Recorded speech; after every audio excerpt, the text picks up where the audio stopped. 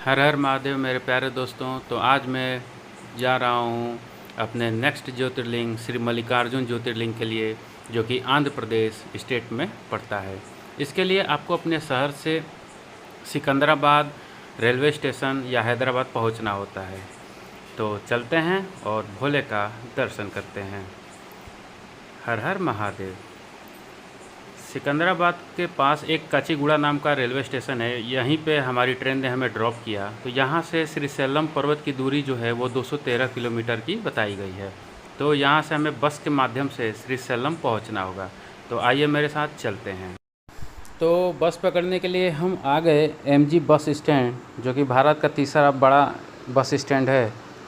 हमारी जो बस है वो 1 नंबर प्लेटफॉर्म पे लगी है, जो कि सिकंदराबाद से श्रीशैलम के लिए जाएगी। और प्राइस की बात करें तो प्रति व्यक्ति 560 रुपये यहाँ से लगते हैं। तो हम 4 व्यक्ति थे, हमारा 2240 रुपये का फेयर हुआ था टोटल। सिकंदराबाद अपने आप में एक बहुत ही खूबसूरत शहर है। देखिए ये नाइट का व्यू है, नाइट 11:30 बजे का। तो हम यहाँ से निकल चुके हैं और ये जो रास्ता जा रहा है ये जंगलों से होकर जाता है। श्रीशैलम जाने के लिए हमें इन जंगलों से होकर ही सफ़र तय करना पड़ता है। और आपको बता दें कि यहाँ पे टाइगर और भी बहुत सारे वाइल्ड एनिमल्स का ख़तरा रहता है, जो कि अटैक कर देते हैं रात के टाइम में और दिन में भी करते हैं। इसके लिए फॉरेस्ट विभाग की टीम लगी रहती है। एक चेक पोस्ट बनाया गया है, वहाँ से ही सब कुछ क्लियर होता है। तो ये हमें आगे की तरफ भेजते हैं। तो ये इन रास्तों की खूबसूरती है। रास्ते में हमें एक बहुत ही अनोखी चीज़ देखने को मिली, जो कि श्रीशैलम का साइट सीइंग पॉइंट भी है। तो ये है कृष्णा डैम, जिस पे तिरंगे की कलर की लाइट्स लगी हुई हैं, जो कि पानी में इन लाइट्स की जब प्रतिबिंब बन रही है रोशनी, तो बहुत ही खूबसूरत दिख रहा है पानी। तो कृष्णा डैम है ये। अब इस कृष्णा डैम को मॉर्निंग में देखिए कैसा लगता है। मैं आपको यहाँ से दिखाने की कोशिश करता हूँ। इस ब्रिज के माध्यम से हम देखेंगे कृष्णा डैम को बिल्कुल ठीक सामने से।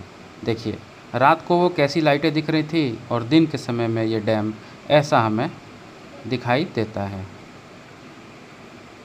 दोस्तों हर हर महादेव। रात के बज रहे हैं 2:14 और यह वीडियो मैं शूट कर रहा हूँ ये बस बताने के लिए कि जो बातें कही जाती हैं कि श्रीशैलम जाने के लिए आपको 6 बजे के बाद रात में नहीं निकलना है, आपको गाड़ियाँ नहीं मिलेंगी। तो ये देखिए ये हमारी बस जो है यहाँ से जा रही है ना।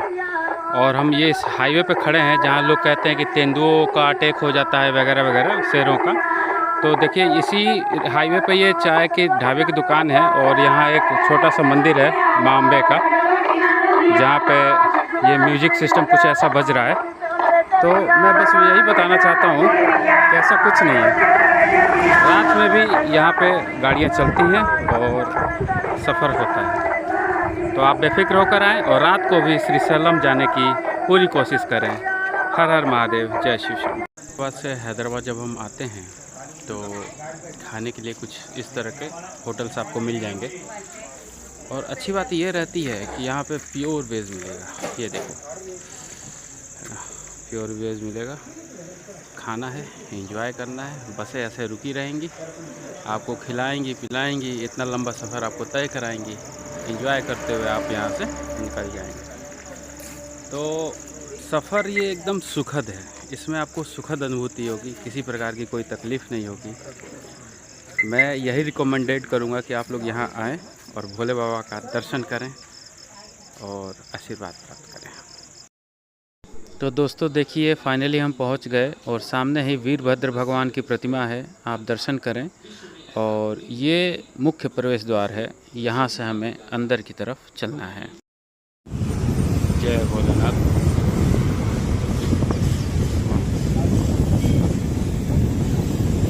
शंभु शंभु श्रीशैलम।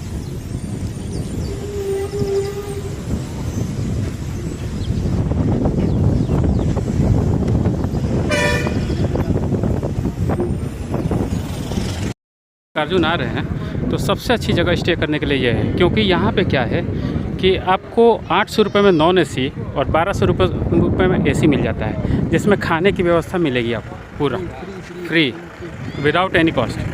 तो रिकमेंडेशन यही करूँगा आइए तो एक बार यहाँ पे स्टे करने का मौका ज़रूर आप लोग लीजिए। तो कल मोदी जी आ रहे हैं, तैयारी बहुत ही अच्छी है, देख रहे हो। फाइनली पहुँच गए हम श्री शैलम मल्लिकार्जुन मंदिर के पास, और बस कुछ ही दूर देखिए यहाँ से वो शिखर दिख रहा है भोले बाबा का। पहुँचने वाले हैं हम, चल रहे हैं। हमारी मित्र मंडली भी हमारे साथ है। हर हर महादेव, हर हर महादेव, हर हर महादेव। चलते हैं, भोले बाबा का आशीर्वाद लेते हैं और फिर आपको भी दर्शन कराने की कोशिश करते हैं। जय श्री। जब आप मंदिर परिसर आते हैं, अगर आपके पास मोबाइल है, बैग है या फिर कोई भी चीज़, तो आप यहाँ पे पैसे देकर जमा करा सकते हैं। बड़ा बैग जो है 10 रुपये, अरे सॉरी 20 रुपये का, छोटा 10 रुपये का, मोबाइल वगैरह भी 10 रुपये में यहाँ जमा कर सकते हैं, और जमा करके आराम से आप लाइन में लग सकते हैं। यहाँ पे नारियल मिलता है ना। एक नारियल की कीमत है 25 रुपये, ठीक है। जी की आने की वजह से ये वाली रास्ता भी बंद कर दिए हैं ये लोग। ये जो स्पर्श दर्शन, शीघ्र दर्शनम ये सब था, ये बंद कर दिया गया है। अब इस रास्ते से नहीं जाना है। अब सब जूता चप्पल रखने के लिए निःशुल्क स्थल है ये, यहाँ कोई चार्ज नहीं लगता। आप अपने मन से चाहें तो इन्हें कुछ पैसे दे सकते हैं, बाकी कोई दिक्कत नहीं। और यहाँ से कुछ दुकानें हैं फूल वूल की, आप यहाँ से फूल प्रसाद जो भी है वो परचेज कर सकते हैं। तो दोस्तों हम आ गए हैं मंदिर के मुख्य प्रवेश द्वार पे। अब यहाँ से दर्शन के लिए हम अंदर जा रहे हैं। तो ये देखिए मंदिर परिसर का व्यू है। दर्शन तो मेरे बहुत ही अच्छे हो गए भोले बाबा के, और आशीर्वाद भी पूरा प्राप्त हुआ। अब मैं श्री मल्लिकार्जुन ज्योतिर्लिंग जो यहाँ पे स्थापित हैं श्री शैलम पर्वत पे, इनकी कथा आपको बताता हूँ। एक बार क्या हुआ कि कार्तिकेय जी और गणेश जी के बीच में बहस हुई कि सबसे पहले किसकी पूजा की जाएगी। तो भगवान भोले ने कहा कि जो सबसे पहले विश्व की परिक्रमा करके आएगा उसकी ही पहले पूजा की जाएगी। कार्तिकेय जी अपने मोर पे सवार हुए और निकल गए कि हम भाई जल्दी से परिक्रमा करके आते हैं, और गणेश जी ने भोले बाबा, माँ पार्वती सहित दोनों लोगों का परिक्रमा करके बैठ लिया।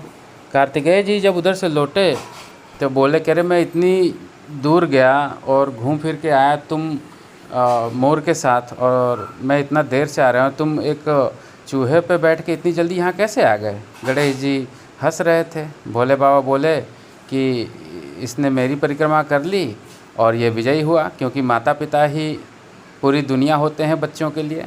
इस प्रकार गणेश जी विजयी हुए और उन्हें प्रथम पूजा की जाने लगी। अब कार्तिकेय जी नाराज़ होकर चले गए इसी श्री शैलम पर्वत पे और बैठ गए। फिर भोले बाबा, माँ पार्वती सहित आए, उन्हें मनाए। फिर कार्तिकेय जी माने तो सभी देवता प्रसन्न होकर बोले, भोले बाबा आप यहाँ पे ज्योतिर्लिंग के रूप में निवास करें।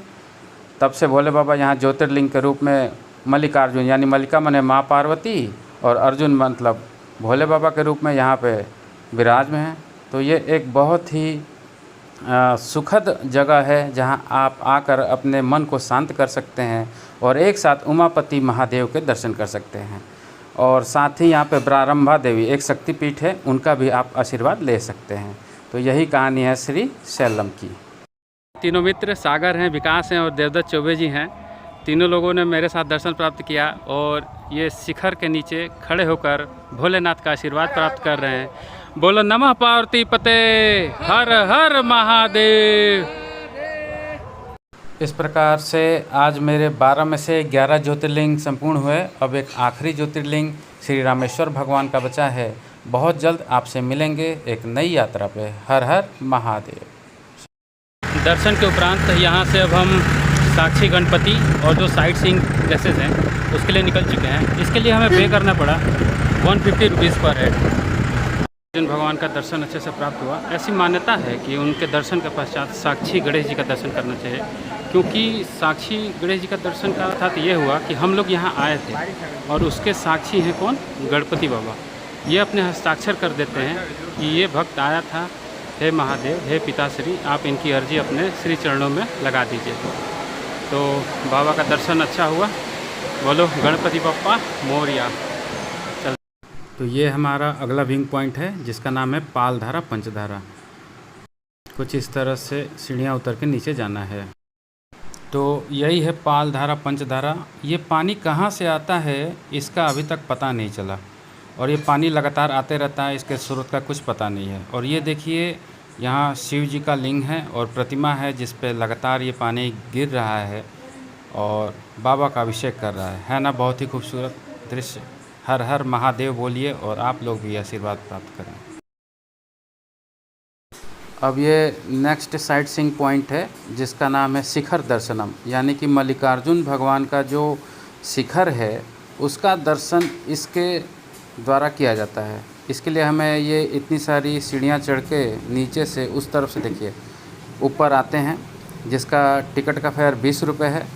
और ये जो नंदी जी महाराज हैं इनके सींग के द्वारा, मतलब जो 2 सींग हैं उस सींग में अपनी दोनों फिंगर को यानी अंगूठे को और इंडेक्स फिंगर को पॉइंटेड करके वहाँ सामने भोले का शिखर देखते हैं। ऐसी मान्यता है कि अगर आपको वो शिखर दिख गया तो आपको मोक्ष की प्राप्ति हो जाएगी।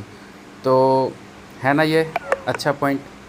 तो मुझे तो बहुत अच्छा लग रहा है। देखिए वो बच्चा कैसे देखने की कोशिश कर रहा है, तो मैं भी चलता हूँ और उसी प्रकार से देखने का प्रयास करता हूँ।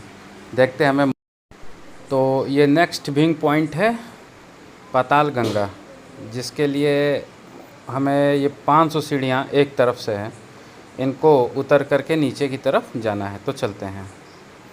साथ में हमारे मित्र भी हैं और थक तो बहुत गए हैं लेकिन जाने की कोशिश करते हैं नीचे की तरफ। तो 500 सीढ़ियाँ नीचे उतर के आ गए हम कृष्णा नदी के तट पे, और वो सामने देखिए बोट चल रही है। 60 रुपीज़ उसका फेयर है। और ये कृष्णा डैम के पीछे का व्यू है। रोपवे की भी सुविधा है पर रोपवे अभी बंद है। तो हम आ गए हैं और खूबसूरत नज़ारे का आनंद ले रहे हैं। नीचे आने से थोड़ी ठंडक भी महसूस हो रही है और काफ़ी ही सुखद अनुभूति है। माँ कृष्णा का आशीर्वाद मिल रहा है। और फिर अब यहाँ से हम अपनी यात्रा को विराम देते हैं और घर की तरफ जा रहे हैं। अब कुछ खाने पीने की चीज़ें ऊपर जाके देखते हैं कि क्या है। हर हर महादेव। खाने पीने की तो आपको यहाँ से 100 रुपये से लेके 130 रुपये में खूब अच्छे फूड आइटम मिल जाएंगे। ये ऐसे प्लेसेस बने हुए हैं मंदिर के बिल्कुल पास। यहाँ जाएं और साउथ इंडियन नॉर्थ इंडियन दोनों प्रकार की डिशों का आनंद लें। तो अब हम लोग निकल रहे हैं, एकदम रेडी हो गए हैं। बारिश भी लग रहा है कि एकदम आई। देखो कैसा मौसम हुआ है, एकदम मौसम। तो निकल रहे हैं हर हर महादेव का नाम लेकर। भगवान यात्रा हमारी सफल करें सिकंदराबाद के लिए।